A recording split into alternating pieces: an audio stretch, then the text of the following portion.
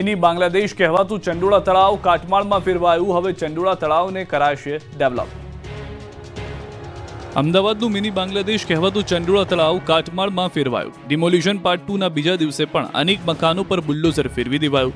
મંગળવારે 8500 નાના મોટા કાચા પાકા મકાનો તોડી પાડવામાં આવ્યા।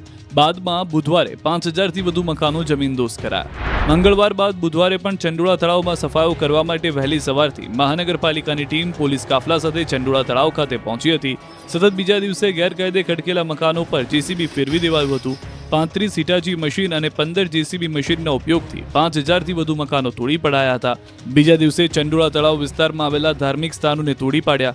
એએમસી દ્વારા 20 જેટલી નાના મોટા મસ્જિદ અને મંદિર સહિતના ધાર્મિક સ્થાનો અને 500થી વધુ કાચા પાકા મકાનો તેમજ ઝૂંપડા તોડી પાડવામાં આવ્યા। બીજા દિવસે 5000થી વધુ દબાણો દૂર કરાયા। કાર્યવાહીના પગલે લોકોના ટોળા ઉમટતા ચુસ્ત પોલીસ બંદોબસ્ત ગોઠવી દેવાયો। અત્યાર સુધીમાં મોટાભાગની કામગીરી પૂર્ણ થઈ ગઈ છે।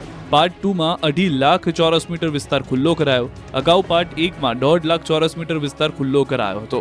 ચંડોળા તળાવ કુલ 11 લાખ ચોરસ મીટર જેટલું છે।